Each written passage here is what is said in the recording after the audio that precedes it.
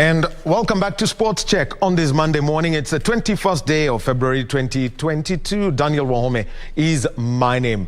Well, we've had conversations about pool. We've got a national team that's going to Zambia for the Africa Black Ball Pool Championships. We've had the top seed in the men's side, Collins Tuwe, and Doreen Wandia, who's the captain of the women's team. And before that, Duncan Courier, communications director of the BFK, with the activities that have taken place over the past 3 weeks and what's coming. But right now, let's talk about the sport that draws the attention of everyone, and of the sporting events that I've had to do commentary for.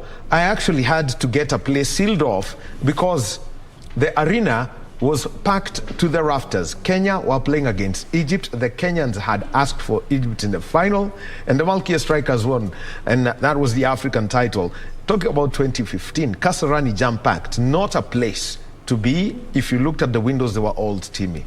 And the men's team, we've seen them grow, lose one game, but due to a wild style of play out in Rwanda, they finished 9th despite losing only one game.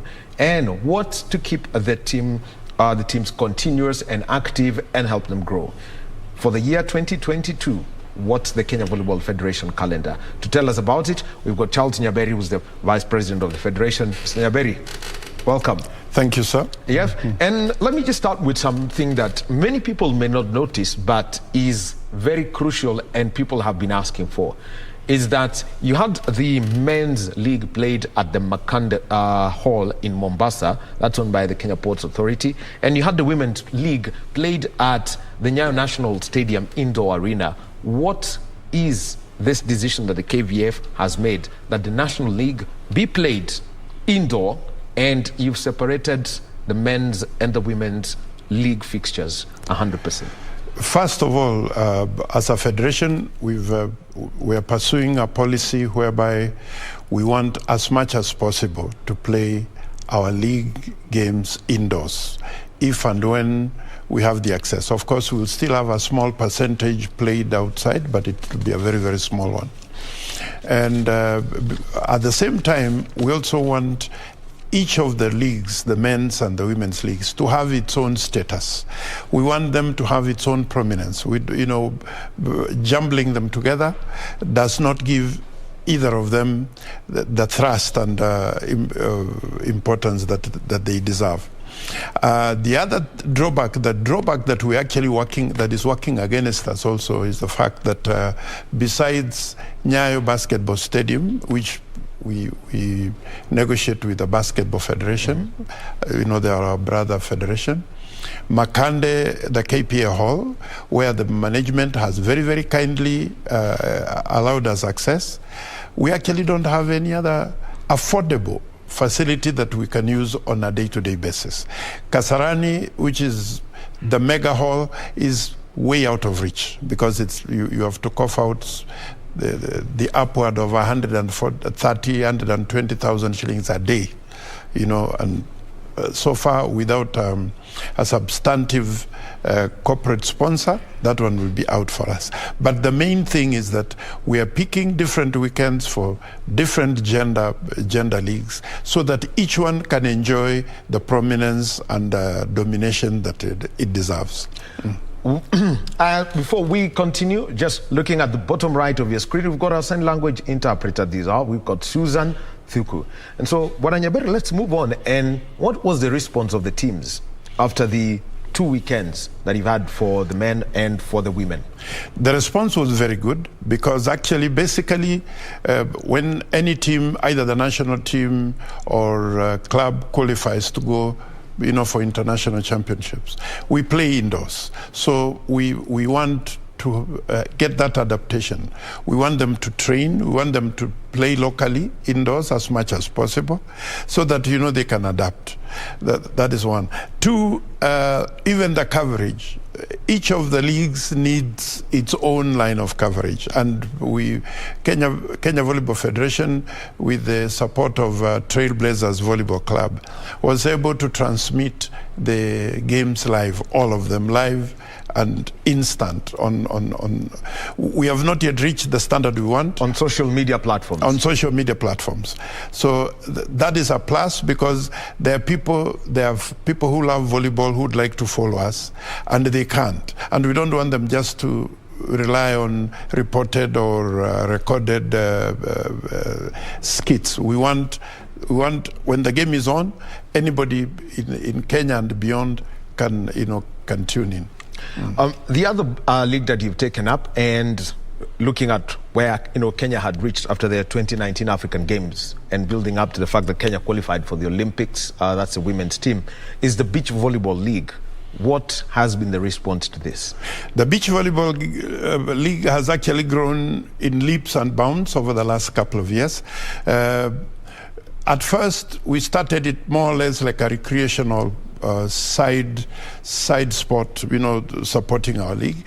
And we used to play beach volleyball during off-season, basically for the players to enjoy themselves. And that time, most of the games were in Mombasa. But now, because of the new innovation, we're able to take it to any part of the country. We were in Makueni the other day, we were at Mbita Point, and we're going back to Mombasa this coming weekend. What is happening is that beach volleyball has grown both in volume and in quality and standard. I want to point out that the first time we won a title in beach volleyball was in Maputo, where our duo of Dorcas Ndasaba and Margaret Indakala won bronze. And that encouraged us. And that was the 2011 African Games. 2011 All Africa Games, and the men were actually number 4. Sila Makuto and I think it was Ibrahim Odori. They were number 4. Mm-hmm. So and Patrick Owino, sorry. So from then on, we moved on, and Kenya won the All Africa Games title in Morocco in 2019. Then last year, our men ended up 6th in the Continental Cup, which was also the qualifier for Olympics. Our duo of Gaudensia Makoha and Blackie Hagala qualified to represent Kenya in the Olympics. This was a real milestone. And from that moment on, we are now the front runners on the continent, especially in the women, and the men are moving up. Soon, I think we'll be able to take on anybody in Africa. And now we have just selected a team that is going to go for the Commonwealth Games qualifier. Actually, I was coming to that, and about that team, the first thing we'd notice is a change of the coaching staff in the women's side. Salome Wanjala has taken over from Sami Mulinge. Just give us that backstory. Actually, it's not a change. What is happening? What's happening is reinforcement.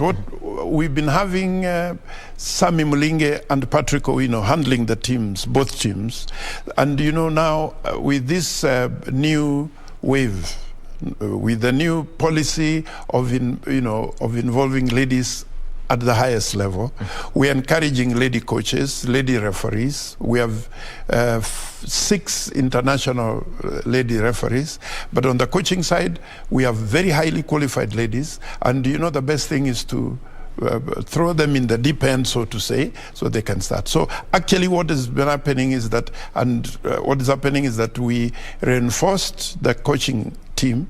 We brought in Sally Wanjala to join Patrick Owino, and Sami Mulinge is still the top man.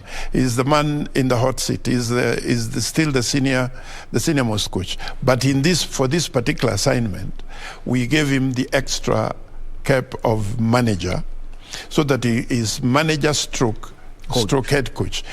Sami Mulinge is still overall head coach for the men and women. Mm-hmm. But we want the women's team also to be handled and Salome Wanjala qualifies on merit. She's an experience. She started by representing Kenya in the under 18 when she was still a Form 3 student at Mukumu Girls way back in 2002. She moved on into the senior team. She was a setup in the senior team. She's been playing for our prisons team. Mm-hmm. Now she's actually the coach for Nairobi Prisons women's team, which people don't know. But on the beach volleyball side, at international level, she's also an FIVB level 1 and FIVB level 2 qualified coach. Then in beach volleyball, she attended the course that we had here, and she's been in the coaching staff, albeit in the background. So what we are basically doing is giving her some exposure, but it's not replacement, it's not a redeployment of any type as it may be construed. Yeah. Sammy Mulinge is still very much an integral part of our coaching team. In fact, he's their boss, he's their leader. He is their leader, and he's going to be serving as the TM for the men's contingent. Yeah, just doubling up, yeah. Now, the team that has been picked up, Braxidi Zagala, Gaudensia Makoha, that would come out straight because they were at the Olympics. And we've got Yvonne Wavinya and Posca Kasisi. Tell us about the other two and the criteria used. Yeah, those four were actually at the Olympic qualifier in Morocco. Now, the other one of Veronica Diambo and Naomi Tor. Naomi Tor is actually an old hand. Naomi Tor used to be the regular partner for Gaudensia Makoha. Yes. Until she injured her leg and was out for a year. And now she's coming back. So she's no new person. Veronica Diambo plays for Kenya. She's now one of the new kids on the block for the Malkia Strikers, and the duo of Veronica Diambo and Naomi actually won the leg that we had in Makueni recently. Actually, Veronica was the MVP. Yeah, she was the most valuable player. So they are not new. So from these six, we believe that we will get 4 very competitive players to travel to Ghana on the 20th of next month for the Olympic qualifier, for the African Olympic qualifier. And we believe that we can qualify. And for the Commonwealth Games, I don't see us getting anything short of, we should qualify and also perform very well at the Commonwealth proper. Well, the men's team will have Patrick Owino. You mentioned he finished 4th at the 2011 African Games in Mozambique. Yeah. And he's got Ibrahim Odori, James Mwaniki, Donald Mchete, Wilfred Kimutai. There's Elfas Makuto and Jairus Kipkosgei. And the TM is going to be Sami Mulinge, who's also known TM as stroke coach. Yeah. Stroke coach. And in this, the team that's been selected, Ibrahim Odori, we know him right at the top with a team that has got an interesting name, Madigaga. Yeah, that's right. Yeah. So, what's the men's team like? Finishing 6th at the Olympic qualifiers, what are their prospects and the growth that you've seen? The Olympic qualifier was very tight. We were up against North African nations like Egypt, and before Egypt was disqualified on a technicality, and Morocco. What we have in that 6, we have gone for a blend, a very, very effective blend of experience and youth. Ibrahim Odori and his partner have been at it with Mwaniki. They've been at it for quite some time, but they're still performing at top level. And the thing is, like, you don't just dismiss somebody on account of age, until somebody grows into their shoes. Then we have the other 2 pairs, especially the 3rd pair of Elfas Makuto and Jairus Kipkosgei. Actually, it was supposed to be Elfas Makuto and Brian Meli, but then Brian Meli has landed a scholarship come attachment abroad, professional attachment. So these are the people who actually shone during the first 2 legs. We had one leg in Mbita and then the second leg in Makueni. So these ones actually are the newest kids on the block, and we want to give them a level ground on which to compete. Donald Mchete is an old hand, and from the 6, we should be able to pick 4 who will represent Kenya very effectively in Accra, Ghana. Given the preparations that they've got to do, what's the plan once you pick the two Kenya teams that are going to Accra for the qualifiers? What's the training plan? Because we know they will play this weekend, and pairs are very interesting. You find that Wavinya and Posca will play as a pair. You've got Blackie and Gaudensha, they will play as they usually play as a team. Yeah. After the Mombasa leg, what's the team preparation Mombasa plan? leg is like an opportunity for us to reaffirm the fitness levels and the readiness levels of the 6 people in the provisional team. So they'll have a chance to play against, other contenders. They'll have a chance to play against themselves. And from Mombasa, the Beach Volleyball Commission will then name the Final 4.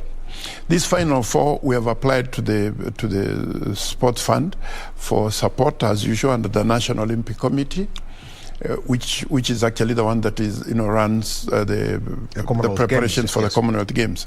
So we hope to go for a 3-week residential training in Mombasa for the simple reason that Mombasa will be the same sea level altitude as Accra, where they are going to play the final games. Then after the three weeks, then the team will leave straight, maybe stop over in Nairobi for a day, to say goodbye to the families and things, and then they'll go to Accra on the 20th. Provisionally, we'll put 20th as the date of travel, and the games will start on 24th. There will be a technical meeting on 23rd, then games start on 24th. They run till 29th, and then the team comes back home on 30th. Well, when you're told a technical meeting, it's actually not as difficult as it may sound. It's when the draws are done and when the competition regulations are made known to the team. That's the technical meeting that's going to be held. And on Monday, we're going to have the draw for the Women's World Championship.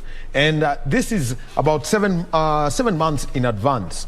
And so it gives Kenya an opportunity to know who are the opponents of the Malkia Strikers. And I'd like to ask Nyaberi, what's the plan for the Malkia Strikers for this next 6 months? Because after Monday, there won't be an excuse saying that, we don't know our opponent. No.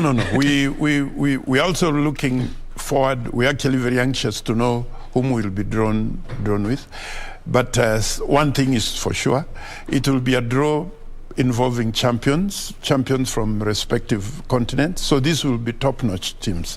They are teams that you cannot take for granted. So for the Olympics, we could not travel to Brazil for the planned 2-week technical exposure. Yes, I remember the letter. Because of the COVID-19. Actually, it was an advisory from the Ministry of Health. Exactly. The team trains here, but you bring the staff. So instead of us going to Brazil to train with the Brazil centers, the FIVB centers, the Brazilian technocrats, 6 of them. So we are 2 months in Nairobi. Now, our president has just come back from a meeting with the FIVB president and the CAVB president in Morocco. And one of the biggest agenda that he was pursuing is getting FIVB technical support in the run-up to the World Championships. We have qualified. We qualified when we went to Rwanda, although we were disappointed a little bit that we were upstaged to 2nd position, but all the same, the most important thing is that we qualified. So we will release, as soon as we get the exact extent of support, technical support that we are getting from the FIVB, which could involve a stint of training outside the country. It could also involve other countries, 3-4 of them coming, and we train as a pool here under the supervision of FIVB technocrats whom they will send. So it will be intensive, and it will be top grade preparation. We don't want just to be participating as a matter of course. We want to go there and make an impression. And we'll start with these World Championships, move on to the beach volleyball Commonwealth Games, like that. And then next year, there is All Africa Games coming. And then by the time of the 2024 Olympics, we hope that the Malkia Strikers will be as competitive as any other teams. A lot of those teams have grown the same way. Dominican Republic was actually behind us a few years ago. we were better than them, we were better ranked, and but now, because of consistently exposing their people and being close to Puerto Rico and Cuba, US, they have that advantage which we don't, have. But we will make the best of our bad situation and give our girls and other national teams, because also there's the Wahome, which we are now paying a lot of attention to. We have always paid attention, but now it's more systematic. We have a very solid team, and these national teams, we are going to do our best to make sure that they can match the best in the world. Let's talk about the Africa Youth Games. They will be taking place in Egypt this year. And what's the plan for the under-18 volleyballers? We have in the past, we have actually participated in the under 20 boys and girls here in Nairobi and in Kampala. But this time now, what we want to do is get an under-18 team, a youth team that will form the basis of the future national teams. We want to put as much thrust on youth development as we are doing with the nationals. We want to start the Mali. We want to expose the Mali. Actually, from 2 years back, we sent a very competitive youth team to the African beach games in Algeria, and they fared very, very well. And some of them are now showing up in the senior team.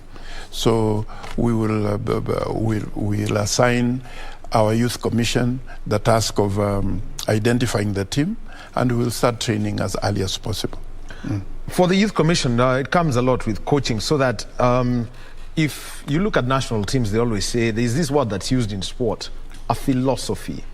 What's being done to make sure that the coaches at the grassroots prepare players such that by the time you get to play in the national league, or your break after high school, you're breaking in to the clubs, you want to play for Pipeline or Vihiga County or DCI, whichever club it is, there is some uniformity in the style of play. How much is being done for that?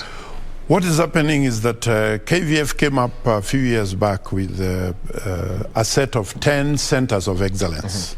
And these ones were dotted around the country. Okay, it also has to follow the concentration of raw talent. So, like now, Western Province had more of those. Unfortunately, over time, this was not fully followed, but those centers still exist, and KVF intends to revitalize that program. Then we want to have a special coaching program for schools. Schools, that is secondary schools and primary schools, so that coaches at that level are given specialized training on talent spotting and talent development. And now Kenya Volleyball Federation has added an extra aspect to its training program. We now have a strength and conditioning program that we pioneered 2 weeks ago at Barclays Bank at the ABSA Sports Club, where we had 25 coaches and being taken through the paces by one of the top strength and conditioning coaches in the country, Jeff Onyango. And this was like a pilot scheme. What we want to do is that all the trained coaches, we intend to put them through a session of strength and conditioning, because this is a very good, a very important supplementary addition to their. But what was the reaction of the coaches who took up the strength and conditioning part of it? They lauded it very much. They really felt it was a very, very, very useful thing, and they're actually asking for more. Before that, we had a high performance coaching course for top coaches, which was run by Godfrey Owese Okumu, who is the only Kenyan FIVB level 3. And he might remain like that because the level 3 has been scrapped now. So, that was complemented now by the strength and conditioning thing we had. We also want to introduce an aspect of injury avoidance and injury management, for all our coaches, both at elite club level and also at the youth grassroots level. So this is something that we want to do in collaboration with our branches. This is something that is in our strategic plan for the next 4 years, and it's something that we're working very closely with the Coaches Commission, who are actually the ones who are in charge of content. And to make sure that there are enough coaches, we have applied and secured permission to host three coaching courses. An FIVB level 1 to make sure that we have more FIVB level 1 coaches, and then an advanced FIVB level 2. We also have an FIVB international beach volleyball coaching course coming up. We've been granted those 3. We're struggling to get an FIVB beach volleyball refereeing course because we have only 1 international beach volleyball referee in this country. It's not commensurate. It doesn't tally with our level of play. So basically, like when we get the FIVB level 1, half of the Kenyan entrants will be from youth teams. They'll be from schools. They'll be from universities, because universities now also have a very vibrant league, which we intend to collaborate with them, and it becomes part of our Division 2 in the coming season. Now that you've got the league, volleyball mashinani, I know people in Elda Maravin, people in Eldoret, when you have the Amaco, there's the Governor's Cup in Nyeri. You will occasionally go to Makueni. Yeah. What's there for these people, given that you've decided to go indoor? I fully understand volleyball at international level is an indoor sport. So what about for the people? No, we still have our circuit of open volleyball tournaments at both national and branch levels. The branches actually have a full calendar, which is played wholly outdoor, because we have not reached a place, we don't have the facilities to say we convert into. And then at the same time also, being a spectator sport, we like taking the action to where the people are. So like now, we had a very, very good first tournament in Kapsabet. Before that, we had a pre-season tournament in Mosoriot that also tied up as the Rift Valley Heroes Award. Then, we are going to go to Nyeri for the Deep Heat tournament. We have a Nyanza Open in Kisumu. Then we have something else in Kitui. The outdoor program, the 10-stop outdoor program is still intact, because we can't convert everybody into the elite leagues. We'll go indoor as much as possible. Minimal outdoor bits, but the normal action at both national and branch level will continue. Yeah. Mr. Charles Nyaberi is the Vice President of the Kenya Volleyball Federation. Thank you for your time this morning and the insights into this. So if you're in Mombasa next weekend, actually, you're going to be next to Pirates. Yeah, Beach. It's next to Pirates. It's at the Fig Tree. The Fig Tree Beach is just a walking distance from Pirates. And we'll be there Friday, Saturday, Sunday. Well, if you're down at the coast and you want to see the best of the volleyballers we've got in the country, just go down there, and there is a beach volleyball tournament that's taking place. There are Malkia Strikers preparations. Remember, next week, Monday, all fingers crossed that the Malkia Strikers get a draw that can be competitive for them. Well, I want to thank you for being with us this morning as we had conversations around volleyball, pool, and also a conversation around boxing. And I'll tell you, Mr. Nyaberi simply said, you know what, Doreen is a very good pool player. So already there are those who are known by even those in other federations. That is true. Time for me to leave and say thank you to you, the viewer, and the team that put together this program. Coming up next is Kurunzi Yamashinani, and you're going to be joined by Zainab Said next. Our sign language interpreter has been Susan Thuku. Have a good day.